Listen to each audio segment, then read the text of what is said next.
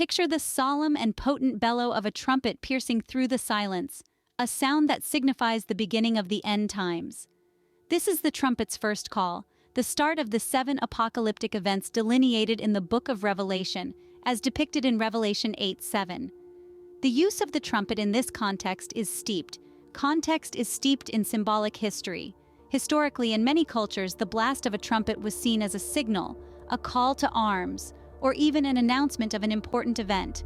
It was a tool of communication, its sound carrying across vast distances, harnessing the power to command attention and action.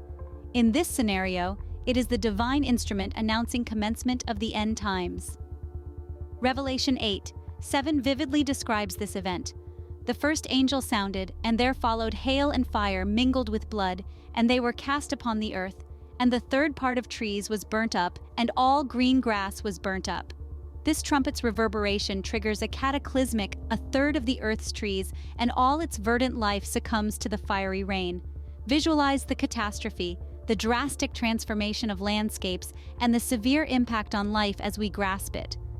From a scientific perspective, the idea of hail and fire mixed with blood raining down from the sky is both fascinating and terrifying. The fiery rain could be a result of an intense meteorological the upper atmosphere to superheat, resulting in a fiery rain. The incorporation of blood, though, could be symbolic, representing a divine judgment or catastrophe of such a scale that it causes massive loss of life. The symbolism here is profound and deeply rooted in biblical narratives. The trees and grass, often emblems of life, growth, and prosperity, are obliterated, signaling the dawn of a period of severe tribulation. Hail mingled with blood, a horrifying and unearthly sight, can be interpreted as divine judgment, reminiscent of the plagues of Egypt, a cleansing of the earth carried out by the hand of God himself. This event of hail and fire paired with blood bears an uncanny likeness to the 7th plague that God inflicted upon Egypt in the book of Exodus. As Pharaoh hardened his heart and refused to free the Israelites, God used Moses to extend his staff towards the sky, resulting in hail and fire.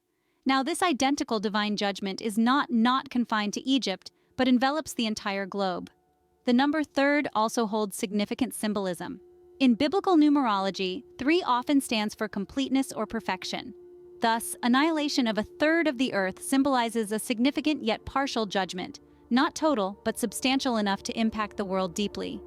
Each trumpet blast signifies a new judgment, a new event that alters humanity's course. This is just the beginning, the first trumpet of the 7 that will sound, as stated in Revelation 8:7. Now imagine the profound echoing sound of a second trumpet, signaling an impending disaster, a scene that mirrors the biblical prophecy in Revelation 8:9. Envision a towering mountain, aflame with unquenchable fire, being hurled into the depths of the sea. As the second trumpet resounds, the scene morphs into something monumental. A massive mountain, caught in a blazing inferno, is catapulted into the sea. The impact of this fiery intrusion into the tranquil sea, as foretold in the Revelation, is colossal, and the aftermath is devastatingly catastrophic. A third of the sea undergoes a terrifying transformation, turning from its natural, life-giving blue to a chilling, deathly red, exactly as described in Revelation 8:9. This is not just a mere discoloration, it's a complete metamorphosis of the sea's identity. The once thriving marine is tainted, the water no longer a source of life, but now a haunting symbol of death. A third of the sea creatures meet their untimely demise in this blood-filled sea, their existence extinguished in a shocking instant, echoing the imagery in the biblical text. This catastrophe also ravages the world of humans. A third of our proud ships are torn asunder, crushed by the savage waves born from the fiery mountain's catastrophic descent, reflecting the stark prophecy of Revelation. The symbolism here is potent and multi-layered. The sea, frequently represented as a symbol for unpredictability and the unknown, is corrupted and turned hostile. Its rich and diverse life is decimated, and man's attempts to navigate it are ruined. Moreover, this catastrophic event would have a profound impact on the global climate. The heat from the massive burning mountain entering the sea would cause immediate and drastic temperature fluctuations. It could lead to severe weather changes, the likes which we have never encountered. The water released due to the heat could augment the greenhouse effect, accelerating global warming. The ash and smoke from the burning mountain would block sunlight, plunging the world into a prolonged darkness and causing a significant drop in temperature, a phenomenon known as a volcanic winter. The Second Trumpet, thus, not only brings a clear message of destruction and disruption, but also presents a potent symbol of the interconnectedness of the natural world and the potential devastation that can occur when that balance is disrupted. The symbolism of the Second Trumpet goes beyond chaos and destruction. It is a powerful representation of environmental upheaval and the fragility of life. As it is written in Revelation 8, 9, 2 trumpets have sounded, 5 more to go. With the sounding of the Third Trumpet, as described in Revelation 8, 10, 11, a celestial spectacle unfolds. A grand star, wormwood, plummets from the cosmic expanse. This celestial body is far beyond an ordinary star. In the annals of ancient astronomy, wormwood carries significant meaning. Falling from the heavens, it impacts Earth with a powerful force, transforming 1/3 of our planet's rivers and springs into a bitter brew, as vividly recounted in the Bible. This metamorphosis isn't a simple change in flavor. The watercourses become lethal, to the demise of many who dare to drink from them. This occurrence is a significant astronomical event, with profound implications on human life and the environment. The bitterness of the waters, as prophesied in Revelation 8, 10, 11, hints at a severe disruption in the ecological balance, the effects of which can cause widespread devastation. The deadly waters not only pose a dire threat to human health, but also disrupt the delicate balance of aquatic ecosystems. The adverse effects on the environment could lead to a potential ecological disaster, the magnitude of which is beyond comprehension. However, this is more than a mere catastrophic event. It's a symbol, a lesson. Wormwood, rooted in ancient astronomical lore and biblical texts, often represents bitterness, disaster, and grief, a stark emblem of divine retribution and the grave consequences of sin. Some interpretations even suggest that this star could embody a fallen celestial being or a spiritual entity, responsible for spiritual decay and demise. As we further explore the Book of Revelation from an astronomical perspective, the severity of the trumpet judgments, particularly in Revelation 8, 10, 11, becomes increasingly apparent. The Third Trumpet, with its fallen star and poisoned waters, delivers a grim understanding. The Third Trumpet, as depicted in Revelation 8, 10, 11 has sounded, and the repercussions intensify. As the Fourth Trumpet, as described in Revelation 8:12, calls out, a third of the sun, moon, and stars are engulfed in darkness. This Fourth Trumpet is not just a harbinger of the supernatural, but it also acts as a catalyst for dramatic terrestrial changes.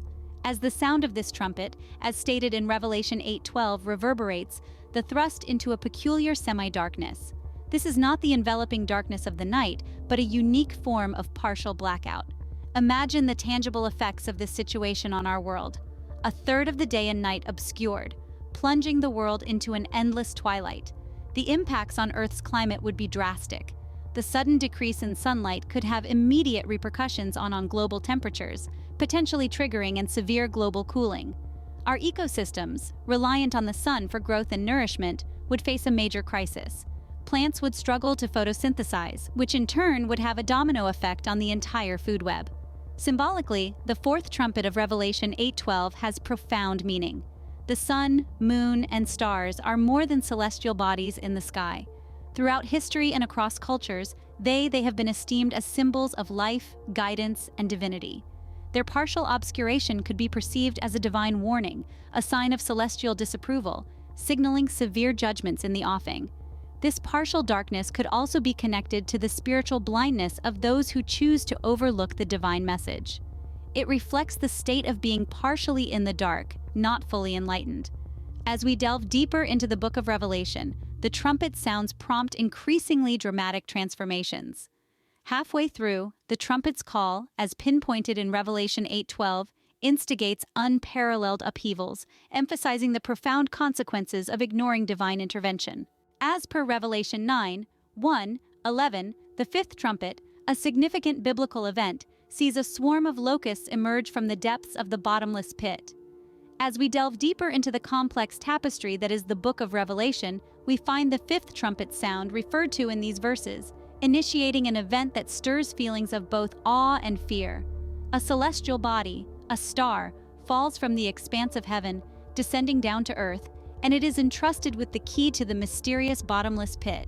This bottomless pit, often conceptually represented in various religious and philosophical contexts, is a vessel of the unknown, a metaphorical abyss that is beyond human understanding. In Christianity, it is often seen as a symbolic place of punishment and isolation, a chasm that separates the divine from the profane. In Buddhist philosophy, it can be interpreted as the endless cycle of birth and death, the samsara, from which enlightenment or nirvana liberates us. According to Revelation 9:1-11, upon the unlocking of this pit, an unusual occurrence unfolds. A swarm of locusts ascends, their purpose not to ravage the vegetation as their earthly counterparts might, but to impose torment on those who do not seal emblazoned on their foreheads. These are not your ordinary locusts. Taking a moment to digress into the biology and behavior of locusts, we find these insects fascinating. With their ability to transition from a solitary phase to a gregarious one, locusts form dense and highly mobile swarms. They are driven by survival instincts and can travel great distances in search of food, a behavior that has been metaphorically used in biblical texts to signify impending doom or divine punishment. In Revelation 9:1-11, these locusts are endowed a power that transcends the natural, akin to that of scorpions, and are given the divine mandate to inflict torment on the wicked for a period 5 months. The agony induced by these locusts is so intense that those subjected to it will crave death, but they will not find it. They will yearn for the release that death promises, but it will elude them, adding to their torment. This scenario, described in Revelation 9:1-11, is laden with symbolism and interpretations and often manifests as a depiction of spiritual warfare and the repercussions of turning one's back on God. The fifth trumpet, as per Revelation 9:1-11, has sounded, and so the torment commences. Let's delve deeper into the chilling tale of the sixth trumpet, as narrated in Revelation 9:13-21. It releases 4 angels, agents of wrath and destruction, not of mercy or grace. Bound at the great river Euphrates, a geographical marker resonating with biblical history, these angels free. The Euphrates River, often regarded as the cradle of civilization, serves as the epicenter for this impending devastation drawn Revelation. This river is not just an ordinary flow of water. Historically, it was the eastern boundary of the Promised Land, a demarcation line separating God's chosen people. The rest of the "it's" mentioned here strikes a chord of a boundary being crossed, a judgment that does not remain confined but spreads across the earth. Let's shift our focus to the number 4 and its significance. In biblical terms, 4 often symbolizes universality, completeness. It's echoed in the 4 corners of the earth, the 4 winds of heaven. Here, in Revelation, it signifies a universal judgment, a divine wrath executed completely and totally. But the symbolism of the number 4 isn't confined to Christianity alone. In many religions too, the number 4 holds significance. In Buddhism, there are 4 noble truths. In Hinduism, there are 4 stages of life called ashramas. As for the divine directive of these angels, it's a terrifying mission, to purge a third of mankind, as stated in Revelation 9:13-21. This isn't a random act of violence or a mere symbolic threat. It's a divine directive, a command from the heavens to act. Such directives are not uncommon in religious texts. The 10 Commandments in Christianity, the concept of Dharma in Hinduism, or the teachings of the Prophet in Islam are all examples of divine directives guiding humanity. But let's not forget, however grim this tale may be, it's part of a larger narrative. A narrative of judgment, yes, but also of mercy, grace, and ultimate redemption. It's a narrative that, like any good story, has its dark chapters. However, a narrative that promises light after these horrors. The sixth trumpet has sounded, the death toll rises, but let's not forget that even in the darkest hours, hope endures, as depicted in the Revelation 9:13-21. The seventh trumpet, as depicted in Revelation 11:15-19, the climactic conclusion in the orchestra of divine melodies, echoes powerfully across the cosmos. This unique trumpet, unlike the previous ones, doesn't bring about a specific catastrophe on Earth. Instead, it signifies a pivotal transition in the narrative of Revelation, marking a time of extensive change.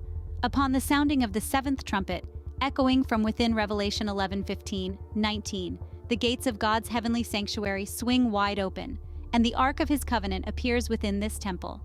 We now delve into the Ark of the Covenant, which is far more than a gilded box housing the stone tablets of the 10 Commandments. In diverse religions, it stands as a divine symbol, a potent representation of God's commitments to his people. Its unexpected emergence isn't arbitrary. It signifies the fulfillment of all of God's promises to humanity. This manifestation of the ark and the temple's opening, as described in Revelation 11:15-19, signals the start of a direct relationship between God and his creation. It's a monumental event, removing the need for intermediaries. God's presence, once enigmatic and distant, becomes palpable and approachable. The boundaries between the sacred and the ordinary blur, turning the entire world into a hallowed space. The sound of this trumpet, referenced in Revelation 11:15-19, echoes with the anticipation of a new epoch in history. The resonant heavenly voices declare the switch from earthly rule to divine sovereignty. This transition is noteworthy. It heralds the dawn of a new era, an era where God's authority is supreme, where his will is executed on earth as it is in heaven. The symbolism bestowed upon the seventh trumpet, as described in Revelation 11:15-19, is vast and profound. It rings out as a divine call for hope, faith, and resilience. It serves as a celestial reminder that eventually God's love will prevail, his justice will be upheld, and his kingdom will be established. The interpretation of this event varies. Some see it as a literal future occurrence, others view it as a metaphorical reflection of spiritual. Regardless of the interpretation, the core message remains unchanged. God is sovereign, his promises are unwavering, and his dominion is invincible. To summarize, the seventh trumpet, referenced in Revelation 11:15-19, has sounded, symbolizing the termination of one era and the commencement of God's rule. The transition from the kingdom of the world to the kingdom of our Lord carries profound implications that herald a time of divine rule and promises fulfilled.